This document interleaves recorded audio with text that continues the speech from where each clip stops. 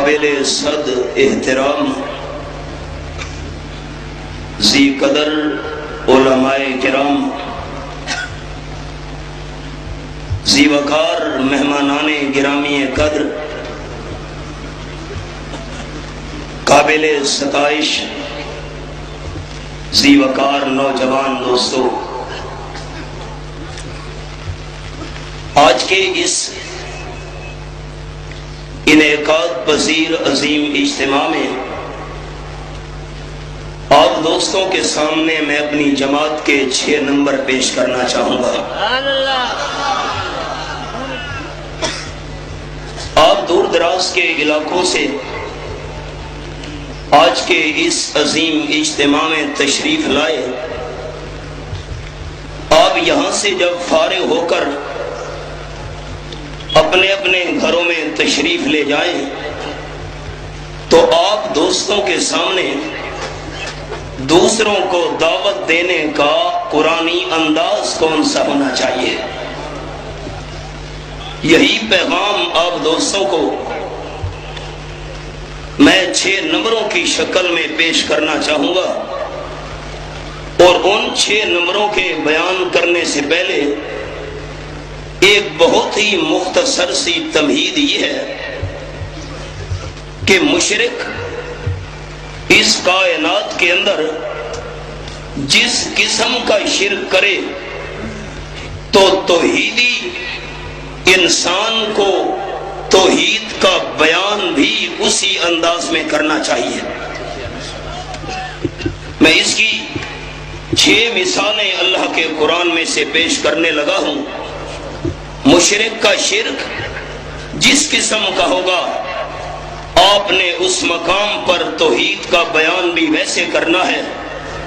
اور قرآن مجید کا اس سلسلہ میں انداز کچھ یوں ہے کہ اس کائنات کے اندر اگر شرک کرنے والا اللہ کے بغیر غیر اللہ کی وہ تعریف کرے جو تعریف صرف اللہ کا حق ہے، بیٹے بیٹیاں یہ دے رہے ہیں، کھوٹی قسمت کو کھرا یہ کر رہے ہیں، یہ لجپال ہیں، یہ دستگیر ہیں، اور قرآن پاک کا اس سلسلہ میں توحید بیان کرنے کا انداز کچھ یوں ہوگا۔ مختصر طور پر یہ جملہ آپ دوستوں کو سنانے لگا ہوں۔ اگر مشرک غیروں کی تعریف کرے گا تو اس سلسلہ میں اس کی تردید کے لیے توحید کا انداز کچھ یوں ہوگا۔ فرمایا اعوذ باللہ من الشیطان الرجیم، بسم اللہ الرحمن الرحیم،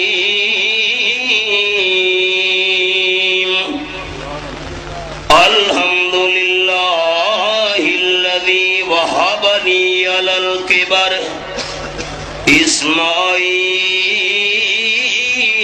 و اسحاق ان ربی لسمیع الدعاء۔ اگر مشرک غیروں کی تعریف کرے تو توحید کا انداز وہاں یہ ہونا چاہیے، الحمدللہ۔ جو تعریفیں شرک کرنے والا اپنے معبودوں کی کر رہا ہے یہ تعریفیں ان کے لیے نہیں ہیں بلکہ الحمدللہ۔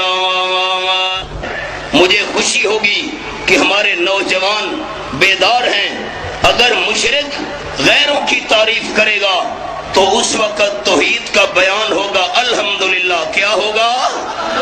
محبت کے ساتھ اور دل کے جذبے کے ساتھ۔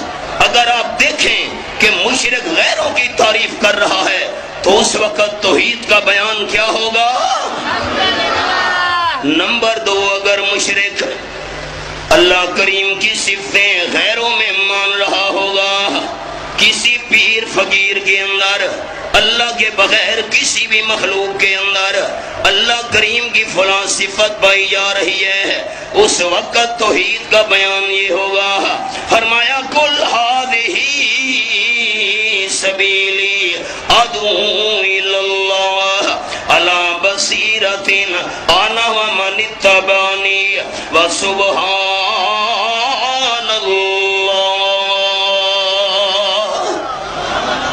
ये अंदाज होगा अगर मुशरिक अल्लाह की सिफत किसी गैर में माने तो तौहीद का बयान होगा सुबहान अल्लाह। अल्लाह शरीकों से पाक है, अल्लाह करीम की सिफत अल्लाह के बगैर किसी में नहीं है। अब आप 2 पॉइंट हो गए हैं। अगर मुशरिक गैरों की तारीफ करे तो तौहीद का बयान अल्हम्दुलिल्लाह, अगर मुशरिक अल्लाह की सिफतें गैरों में माने तो तौहीद का बयान सुबहान अल्लाह।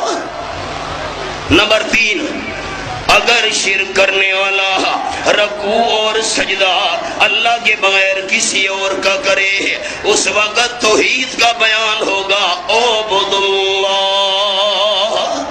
अल्लाह का नाम मोहब्बत से लेना है। इबादत के लायक सिर्फ कौन है?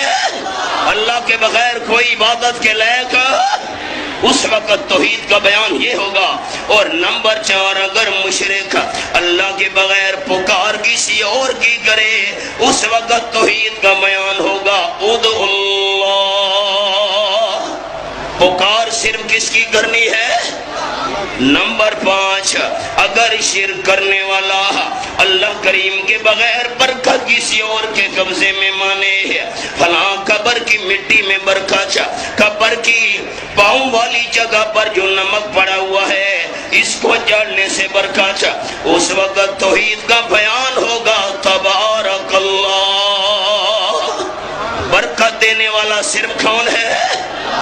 और नंबर 6, अगर शिर्क करने वाला मर्जी अल्लाह के बगैर किसी और की मानेगा, ये जहान चल रहा है फला हजरत की मर्जी से, उस वक्त तौहीद का बयान होगा माशाअल्लाह। मर्जी किसी की नहीं चलती, अगर मर्जी चलती है सिर्फ अल्लाह की चलती है। 6 बातें आपको सुना दी। अल्लाह करीम ऐसे ही अंदाज में हमें कुरानी दावत को आगे पहुंचाने की तौफीक